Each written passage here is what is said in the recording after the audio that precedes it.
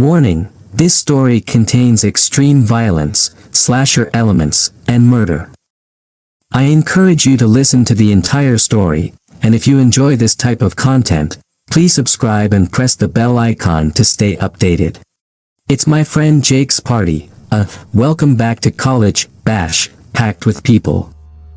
Music blares from the speakers, vibrating through the walls of his parents' luxurious two-story house. Everyone is either drunk or well on their way, and I find myself, beer in hand, leaning against the kitchen counter, enjoying the chaos. It's crowded and sweaty, but there's a pulse of excitement in the air that makes it hard not to get swept up in the fun. Then, it happens. The music cuts out abruptly. A few drunken laughs turn into murmurs of confusion, and a creeping silence fills the room. It's like a void, sucking out all the joy and replacing it with unease. I glance at the doorway, half expecting to see Jake grinning, messing with everyone. But it's not Jake. A group of 5 stands in the entryway. 5 people, each one wearing a grotesque mask. One is a grinning clown, its painted eyes bulging out. Another wears a decaying skull mask with worms glued to the surface. There's a doll-faced mask, eyes hollow and dark, stitched lips, and even a blood-streaked pig's snout. But the one in front, the leader, wears a plain white mask, the kind you see at those creepy masquerade parties, completely devoid of expression. That one unsettles me the most. The whole room falls into a stunned silence, and a tension fills the air like a dense fog. Then the leader steps forward, tilting his head as he surveys the crowd. His gloved hands lift, and I see what he's holding, an axe, the edges chipped but sharp, glinting in the dim light. A scream erupts as he brings it down on the nearest person, splitting their skull like a melon. Blood sprays, hot and sticky, splattering across the room. The silence shatters into chaos. Everyone bolts, scattering like a herd of panicked animals, shoving and clawing at each other to get away. I duck, crawling under the kitchen table as scream, threatening to burst out of my chest. I peek out from under the table and catch a glimpse of the carnage. The killers move with a calculated grace, picking their targets as if playing a sadistic game. Each carries a different weapon, and each one seems to have their own sick style of violence. The one with the clown mask swings a sledgehammer. I watch, horrified, as he corners a girl near the stairs. She tries to scream, but he's quick, bashing the hammer into her knee. The crack of bone echoes through the room, a nauseating sound. She collapses, crying out in agony, and the clown just laughs, a deep, guttural noise. He raises the hammer again, this time bringing it down on her skull. The impact is sickening, her body twitching before going limp. I force myself to move, crawling toward the hallway. The doll-faced one is in the living room, dragging a writhing guy by his hair. She pulls him toward a coffee table, slamming his face against the edge until his nose shatters, blood pouring down in thick rivulets. In her other hand, she holds a pair of gardening shears. My stomach churns as she pries his mouth open, forcing the shears inside. His screams are cut short as the blades close with a snap, severing his tongue. He gurgles, blood pooling in his mouth, choking on his own mutilation. I turn away, bile rising in my throat. Keep moving. I have to get out. I stumble to my feet, hugging the wall as I inch toward the back door. There's a faint hope that if I can just get outside, I might stand a chance.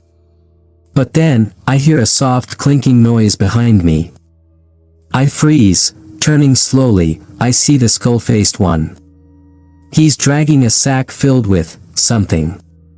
His weapon of choice is a long, thin wire, attached to a pair of handles.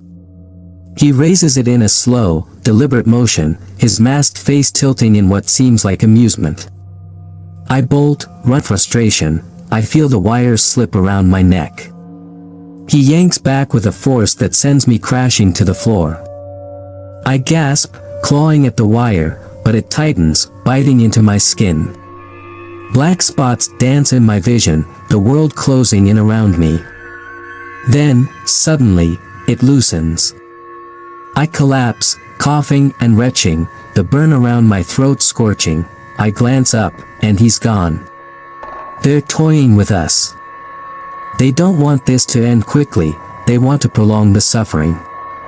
It's a game to them. The house has become a maze of horror, bodies strewn across the floor, walls slick with blood. In the distance, I hear the sounds of more screams, the crack of bones. The wet thud of flesh meeting metal.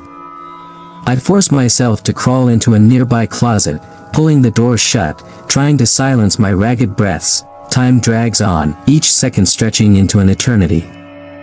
The screams fade, replaced by a chilling quiet. It's too quiet. Then, the soft creak of floorboards outside the closet door. I press a hand over my mouth, willing myself not to make a sound. The door rips open.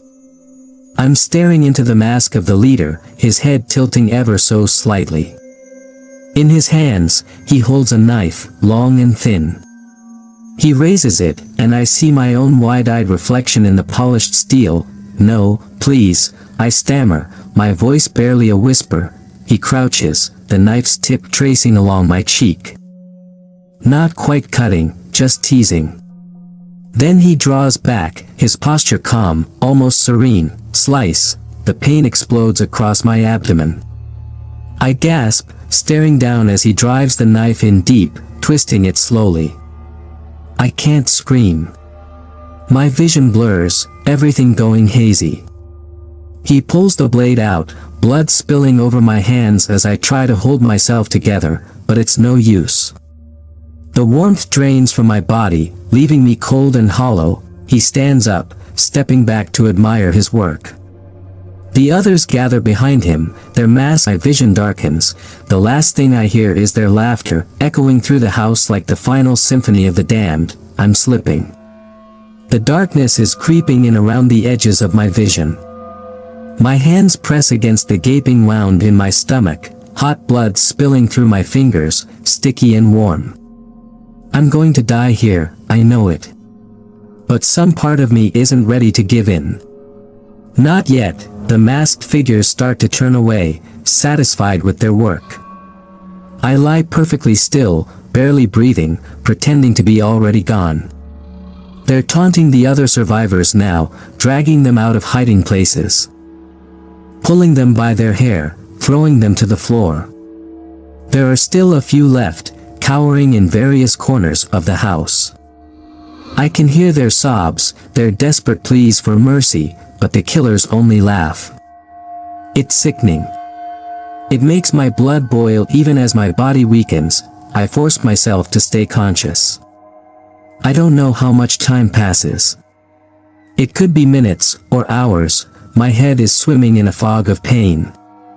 I just focus on the sound of their footsteps, the swish of their clothes as they move around, on anything that will keep me anchored to reality.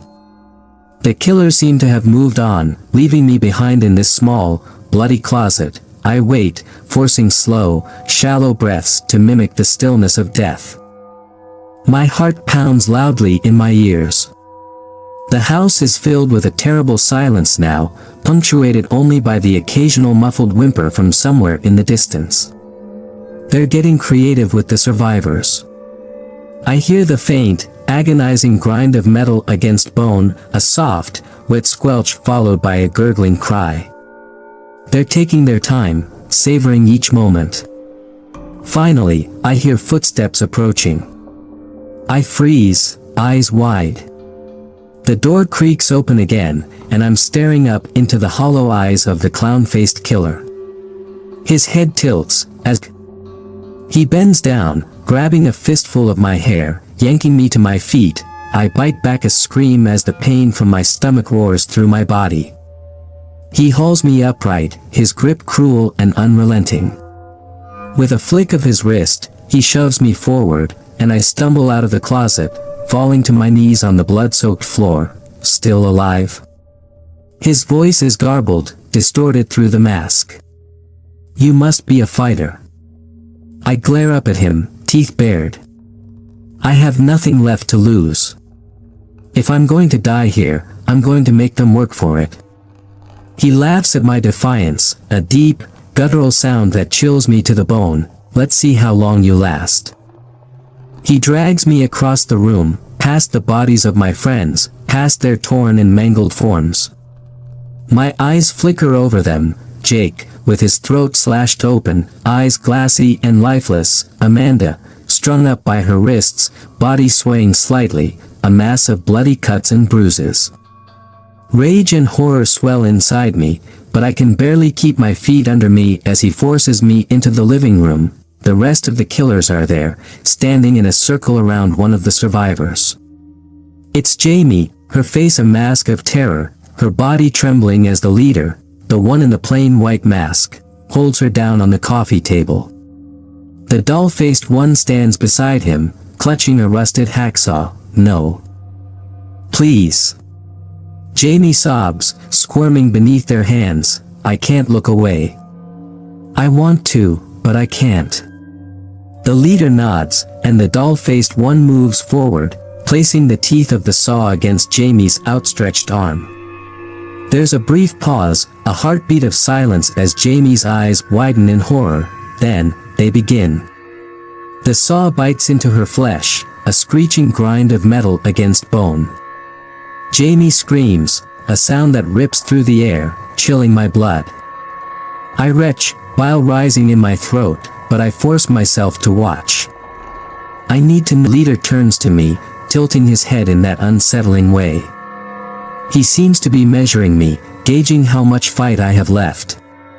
I hold his gaze, refusing to back down. If they think they've broken me, they're wrong.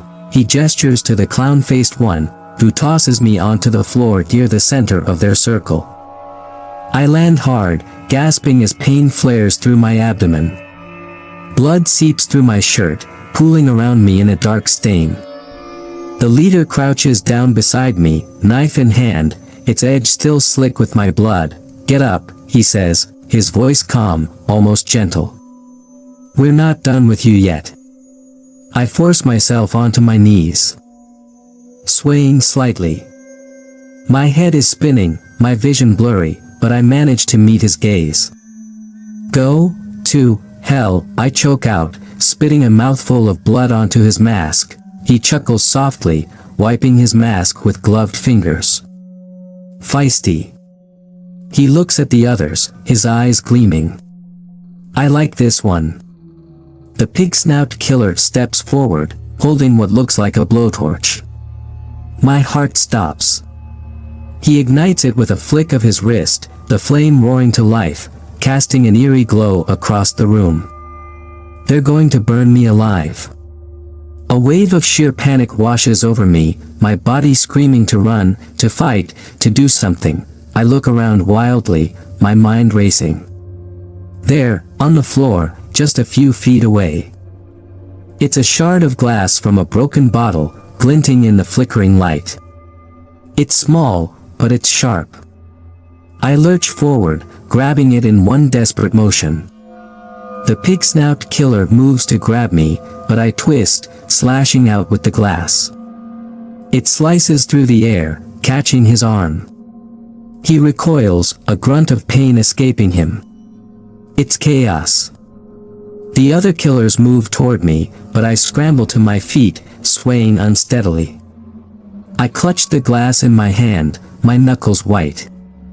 The leader watches, seemingly amused. You think you can fight us? He asks, voice swinging the glass toward his face. He sidesteps easily, catching my wrist in a vice-like grip. The clown-faced one steps forward, raising his hammer, but I kick out wildly, catching him in the knee. He stumbles, cursing. The leader tightens his grip, twisting my arm behind my back. Pain shoots through me, but I grit my teeth. I'm not giving them the satisfaction of hearing me scream. Not yet. I thrust my head back, slamming it into the leader's face. He grunts, his grip loosening just enough for me to wrench free. I stumble forward, the room spinning around me. I know I won't last much longer.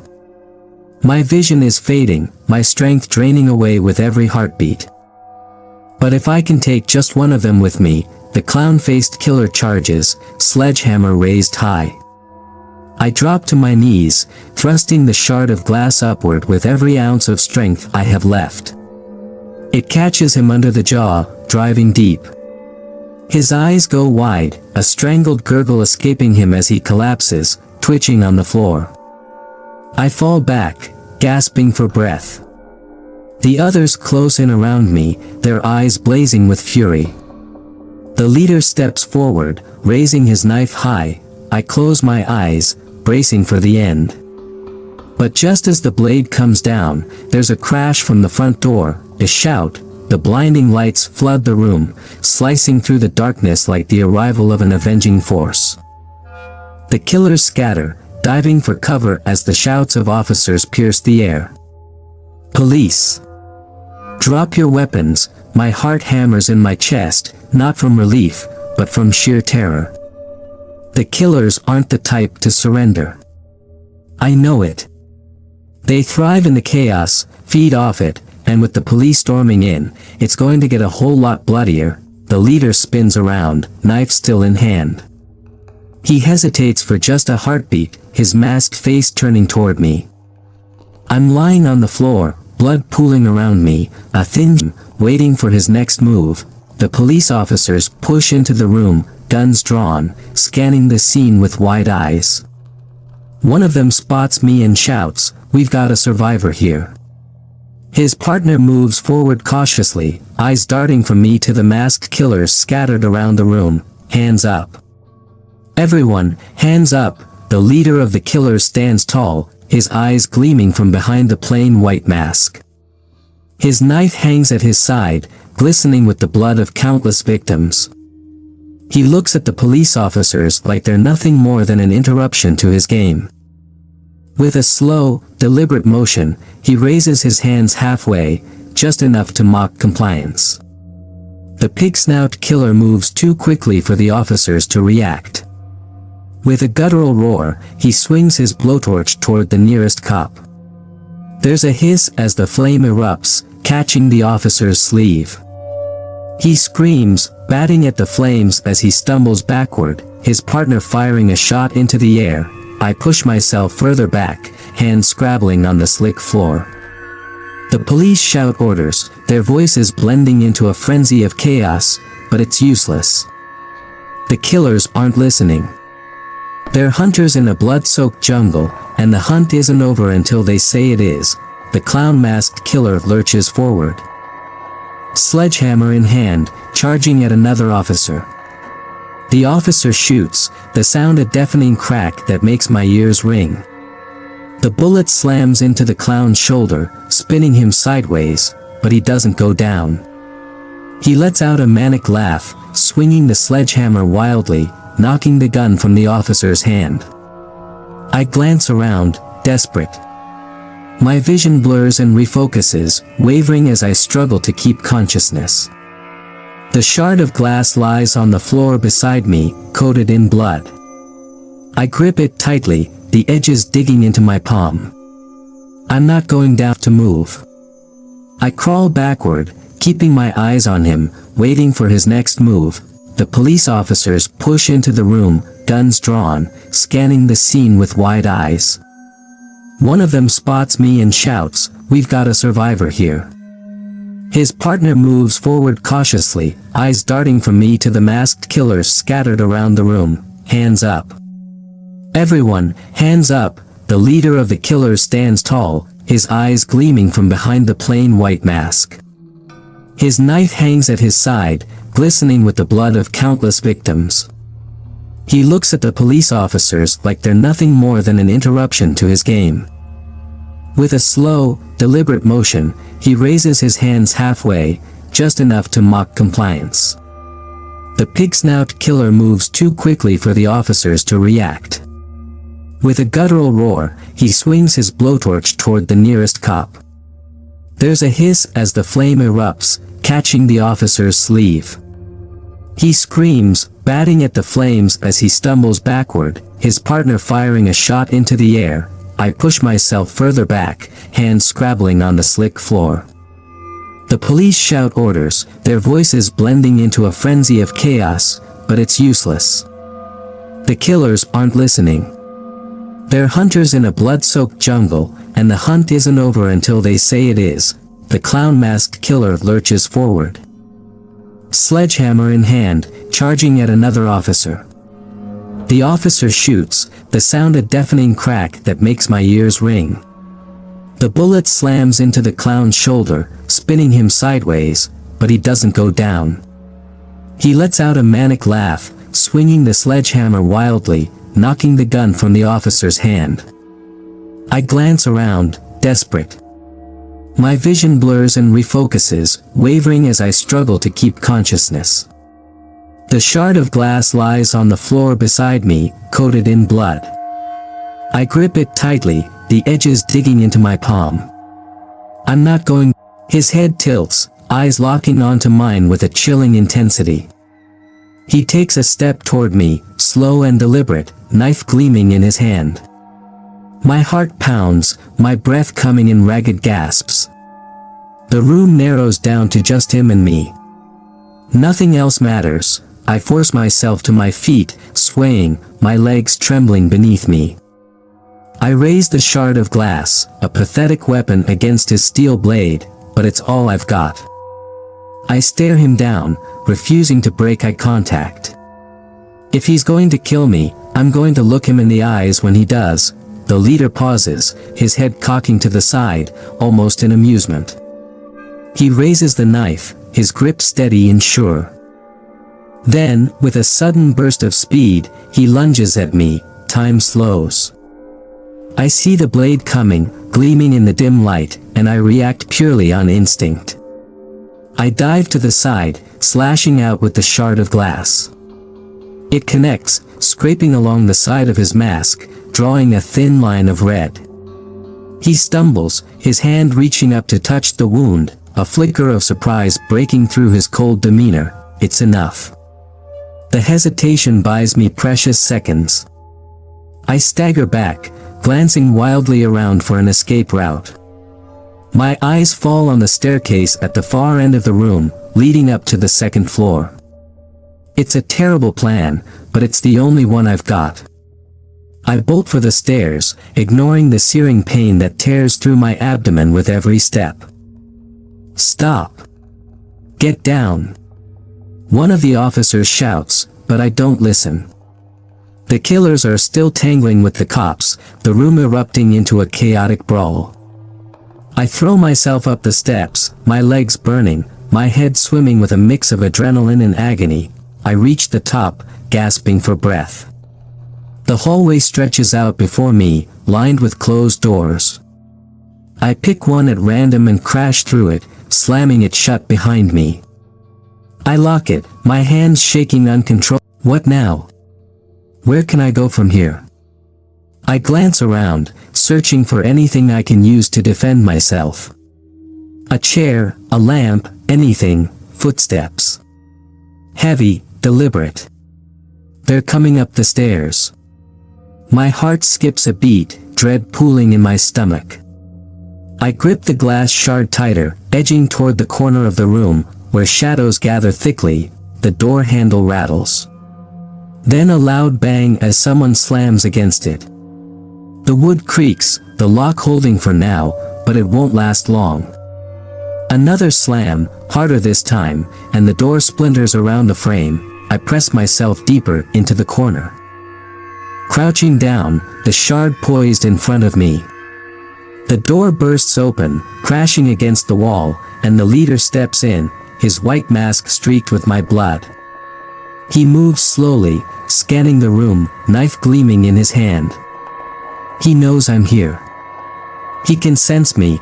Come out, he says softly, almost coaxingly. Let's finish this. I hold my breath, shrinking back into the darkness. My fingers dig into the glass shard, ready to strike. He takes a step forward, his gaze sweeping the room, lingering on every shadow. Then another step. Closer, my muscles coil, every part of me screaming to run, to fight, to survive. He's just a few feet away now, his eyes fixed on the corner. Now, I leap forward, slashing with the glass, aiming for his throat. But he's fast, too fast. He twists to the side, catching my wrist mid-swing. His grip tightens, crushing, forcing my hand open. The glass falls, clattering to the floor. He yanks me close, his knife pressing against my cheek. His eyes bore into mine, cold and merciless. "You're tough," he whispers. "But not tough enough." I struggle, thrashing against him, but he's too strong. He pushes me backward, slamming me into the wall. I gasp, the wind knocked out of me, and the room is eerily quiet. I lean against the wall. He stands in the doorway, gun smoking in his hand. His face is pale, eyes wide with horror as he takes in the scene. Jesus' eyes slip into darkness, the world fading into a muffled hum. My body feels like dead weight, every nerve screaming in agony. Somewhere in the swirling void, I can still hear the officer's frantic voice. "Stay with me," he shouts, but it's distant, like he's calling to me from the end of a long, dark tunnel. Everything fades to black. Gasp, I wake up with a violent start, my whole body seizing up as air rushes back into my lungs. I blink rapidly, my eyes struggling to focus on my surroundings. I'm no longer in the upstairs bedroom. I'm somewhere else. The room is pitch black, the air thick and heavy with the stench of blood and something acrid, like gasoline. I try to move, but my hands won't budge. Panic claws at me as I realize my wrists are bound behind me. I'm seated on a chair, duct tape tight around my ankles, digging into my skin. "Hello?" I croak, my throat raw and parched. My voice echoes off unseen walls, swallowed by the dark. Where am I? How did I get here?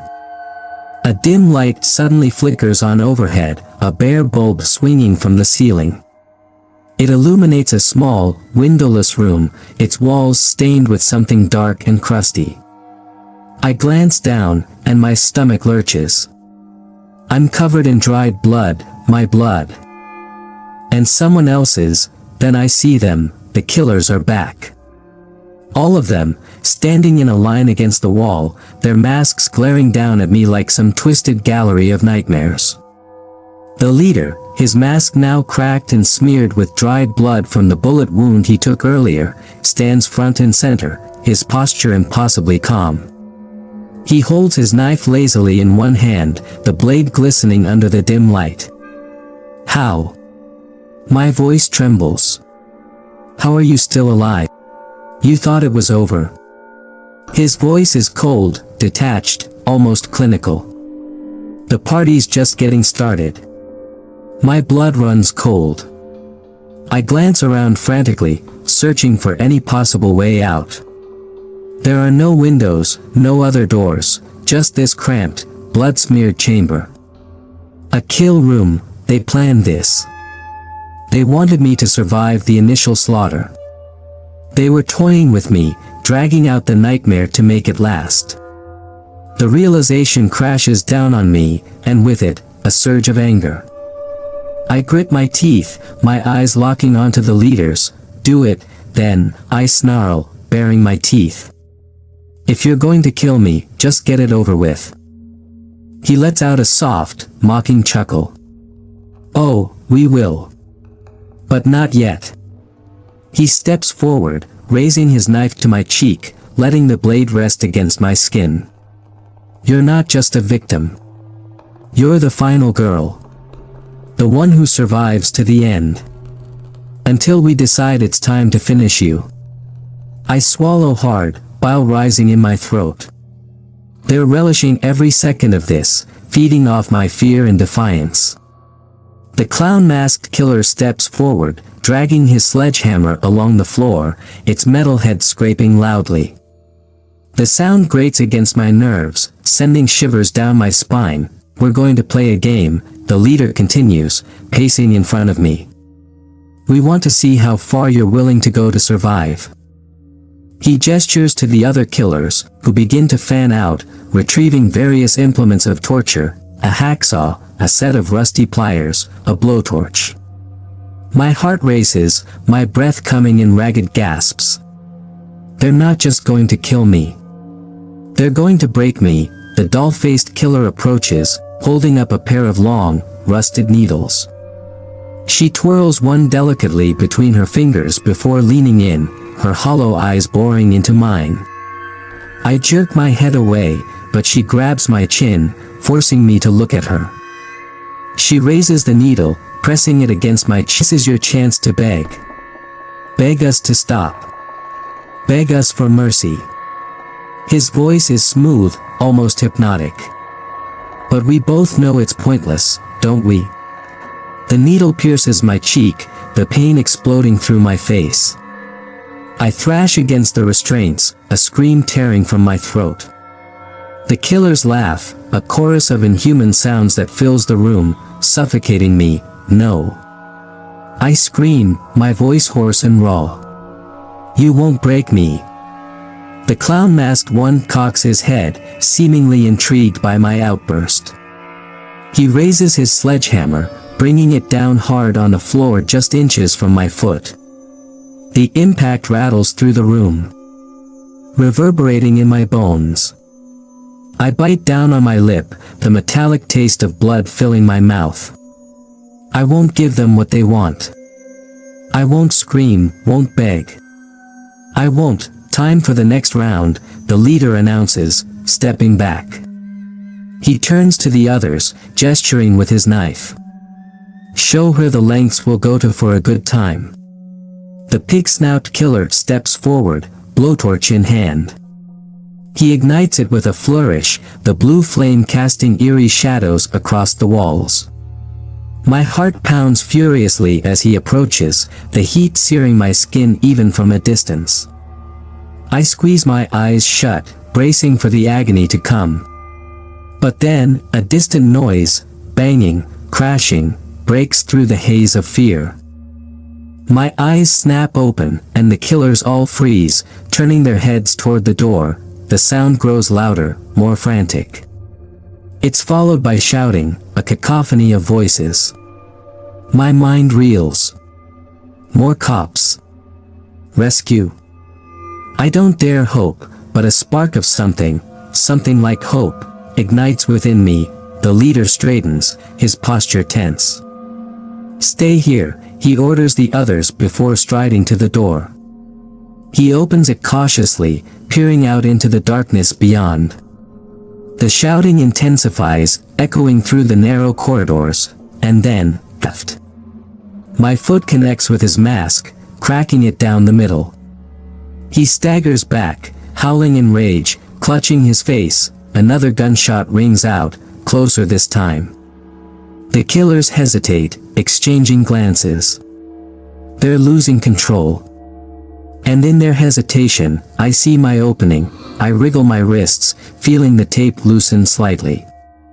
My skin burns as I twist and yank, finally wrenching my right hand free. I grab the shard of glass still on the floor beside me and slash at the bindings on my ankles. The door bursts open. 2 officers storm in, guns drawn, eyes wild with adrenaline. They see me on the floor, bloodied and fighting to free myself. One of them shouts, "Get down." As he opens fire on the masked figures, I roll to the side, adrenaline coursing through my veins, and the bullets fly past, striking the killers. The leader snarls, diving behind the table for cover, while the others scramble in panic. I scramble to my feet, still clutching the shard of glass. The room explodes into violence, gunshots, screams, the clatter of furniture as the killers fight back. But in the chaos, I see my moment. The leader locks eyes with me, his expression one of pure rage. He charges forward, knife raised, but I don't back down. I grip the glass tighter, lunging at him with a scream that rips from my soul. The shard sinks into his side. driving deep. He gasps, his eyes widening in shock. I twist the glass, feeling it grind against bone, and shove him back. He collapses to the floor, clutching his side, gasping for breath. The room goes silent, the chaos dwindling into a dull hum. I stand there, swaying, staring down at him. The officers rush past me, tackling the remaining killers, shouting commands that blur into meaningless noise. The leader looks up at me, his mask cracked, blood seeping through the split. He laughs, a soft grit of glass. My legs give out, and I fall to my knees, my body trembling uncontrollably. The officers surround me, one of them grabbing my shoulder, shaking me gently. Hey, it's okay. You're safe now. But his words don't register. I can't shake the feeling that this isn't over, that somewhere, somehow, the nightmare will continue. The room spins as I fight to stay conscious, my legs buckling beneath me. Blood drips from my hands, staining the floor beneath me. The officer grips my shoulder, his words echoing in my ears. You're safe now. He might believe it, but deep down. I know better. I glance around the room. The killers are down, their masks cracked and bodies sprawled across the floor. The leader lies at my feet, his chest heaving with shallow breaths. Blood pours from the wound I inflicted, pooling around him. Yet, even now, there's something in his eyes, a gleam of satisfaction, of triumph, like this was all just part of the plan. My mind races. The adrenaline has dulled the pain, but it hasn't erased the memories. Every scream, every ounce of agony I endured is seared into my brain. They wanted this. They wanted me to fight, to survive, so they could watch me crawl through the blood-soaked hell they created. The leader coughs, a sickening, wet sound that snaps me out of my thoughts. His gaze locks onto mine, and even through his broken mask, I see it, that twisted, mocking smile. He opens his mouth, struggling to form words.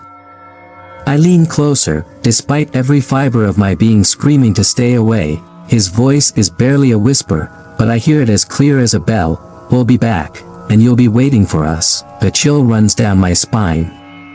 My heart hammers in my chest, and for a second, I want to scream, to demand what he means. But then, he laughs. Room above, behind the shattered glass, a shadow shifts. My breath catches in my throat. A face emerges, a white mask, cracked and stained with blood, peering down at me. My heart skips a beat, my stomach turning to ice. I blink, and it's gone. No, I whisper, stumbling back. No, it's not possible. The paramedics grab me, their voices now urgent, trying to calm me down. I twist in their grip, my eyes fixed on that window, on the darkness where I know I saw it. The leader. Watching. Waiting. I'm pulled into the ambulance, the doors slamming shut. The paramedic's words blur as he checks my wounds, straps me to a gurney, and shines a light into my eyes. I want to scream, to tell them what I saw, but my voice refuses to work. I lie there, my chest heaving with ragged breaths, my mind spinning. As the ambulance starts to move, I close my eyes, trying to block out the images, the fear. But in the darkness behind my eyelids, the faces reappear, the masks, the laughter, the blood. I hear his voice again, echoing in my mind, "We'll be back. And you'll be waiting for us." I open my eyes, staring up at the ceiling of the ambulance, feeling a cold sweat trickle down my neck. The paramedic leans over me, murmuring something reassuring, but I barely register it. Outside, the city blurs past, drenched in the flashing lights of emergency vehicles. We'll be back, a cold certainty settles in my gut. They aren't finished with me. I survived their game this time, but it wasn't an escape, it was an initiation. The first of many nights to come. I know it. Deep down, I feel the darkness seeping into my bones, whispering to me. The ambulance slows, and the paramedic squeezes my shoulder. "You're going to be okay," he says with that same empty reassurance. I turn my head slowly, looking at him, then past him to the window. My reflection stares back at me, pale, blood-smeared. I made it out of the slaughterhouse. But I know, deep in the pit of my soul, that this isn't over, this is just the beginning. And somewhere out there, in the dark corners of the city, they're waiting. Planning, and I'll be ready for them. I feel the smallest, strangest twist of a smile on my lips. My hands clench into fists, ignoring the pain, the bandages wrapped around them, because when they come back for me, and they will, I'll be ready to make them regret it. The ambulance drives on into the night, and I stare into the darkness, my heart pounding with a mixture of fear and a grim, newfound resolve. This party may be over, but the real slaughter has only just begun, and this time, it's going to be my party.